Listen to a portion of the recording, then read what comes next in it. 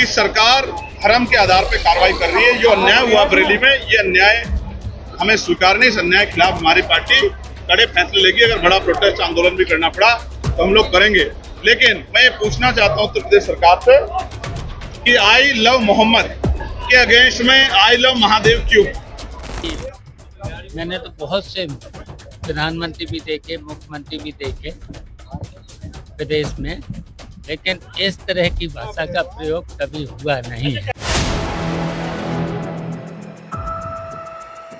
बरेली कांड पर चंद्रशेखर ने किया बड़ा ऐलान। वहीं शिवपाल सिंह यादव ने कहा कि योगी जैसा मुख्यमंत्री नहीं देखा। इस वीडियो में हम इसी पर करेंगे बात।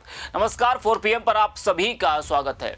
दोस्तों, कानपुर से शुरू हुआ आई लव मोहम्मद का मामला अब पूरे देश में एक आग बन चुका है।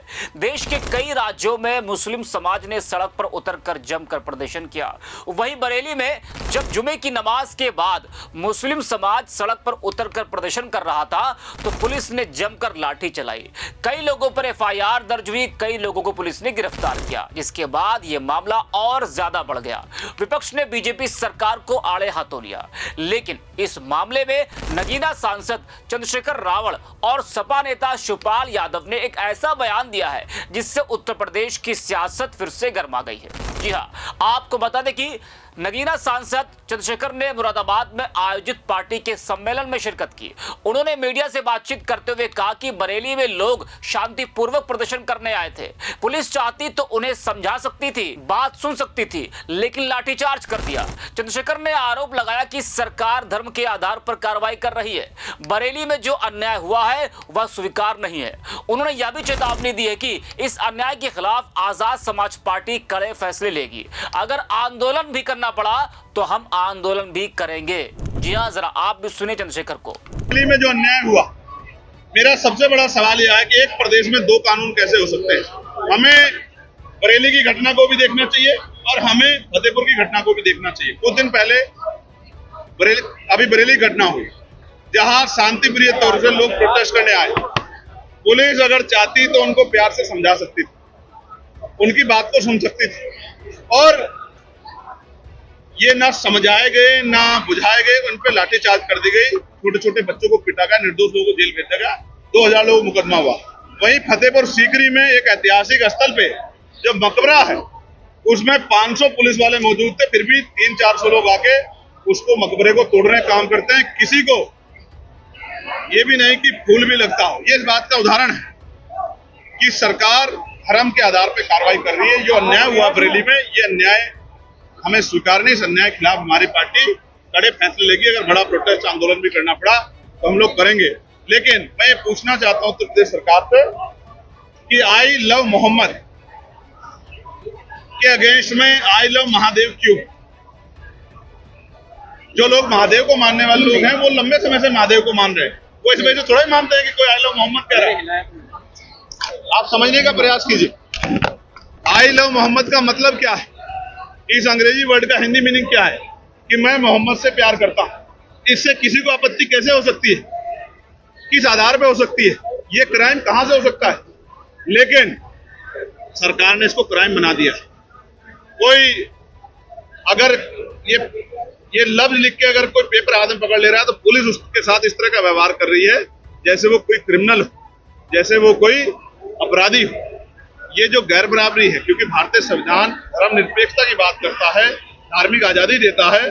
जो मोहम्मद से प्यार करता है वो आई लव मोहम्मद लिख रहे हैं, जो महादेव से प्यार करते हैं वो आई लव महादेव लिख रहे हैं, जो बुद्ध से प्यार करते हैं वो आई लव बुद्ध लिख रहे हैं, तमाम जो जैन से प्यार, जो महावीर जैन जी से प्यार करते हैं वो आई लव महावीर जैन लिख रहे हैं।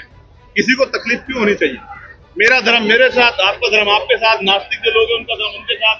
इस आधार पर अगर कार्रवाइयां होंगी तो लोगों में असंतोष पैदा होगा, और ये सरकार चाहती है कि असंतोष बना रहे।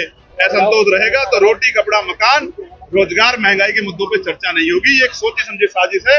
जनता को समझदार बनना पड़ेगा और समझदारी के साथ आगे के फैसले लेने पड़ेंगे। छात्रा ने यौन शोषण, यौन उत्पीड़न के आरोप लगाए, क्या कहेंगे? मैं कोर्ट में हूँ, शायद आप देखते नहीं। जो मामले कोर्ट में चलते हैं उन पे टिप्पणी करने का अधिकार नहीं होता।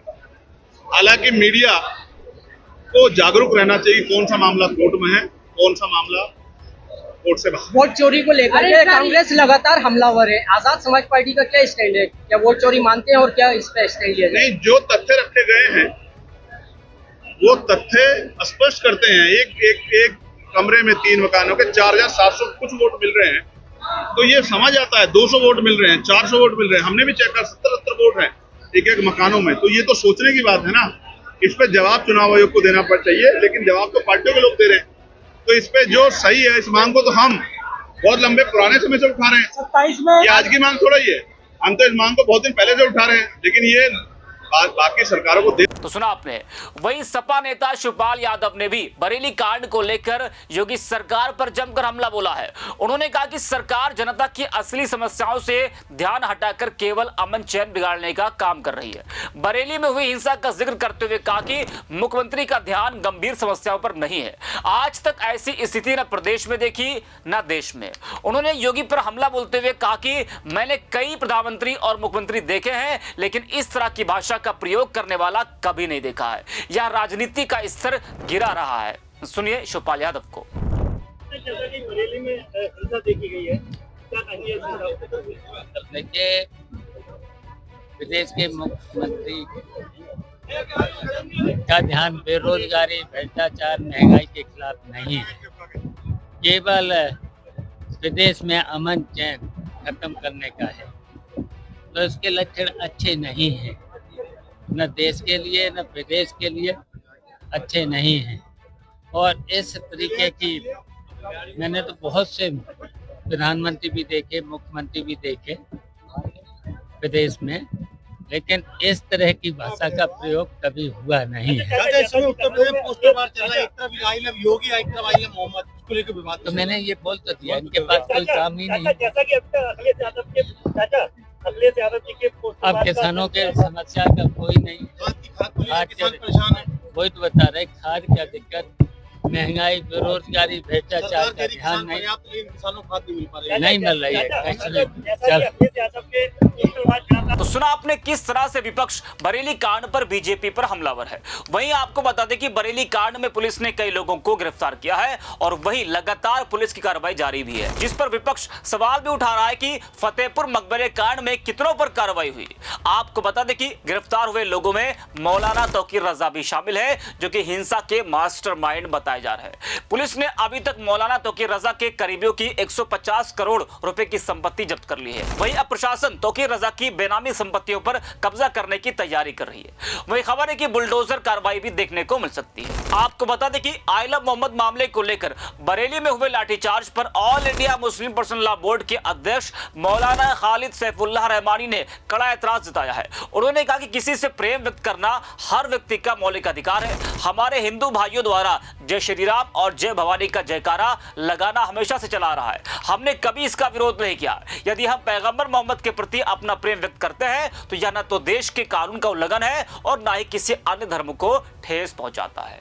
तो आई लव मोहम्मद का जो मामला है वो पूरी तरीके से आप देख पा रहे किस तरीके से गरमाया हुआ है। लगातार जो विपक्ष है उसके बयान सामने आ रहे हैं। तो आप देख पा रहे किस तरीके से आई लव मोहम्मद को लेकर इस वक्त पूरे देश पे हंगामा मचा हुआ है। विपक्षी नेता बीजेपी सरकार को इसका जिम्मेदार बता रहे हैं और बीजेपी सरकार पर जमकर विपक्षी नेता हमला बोल रहे हैं। आपने देखा किस तरीके से चंद्रशेखर और शिवपाल यादव ने भी योगी आदित्यनाथ सरकार पर बड़ा हमला बोला है। तो इस वीडियो में इतना ही। अब 4 PM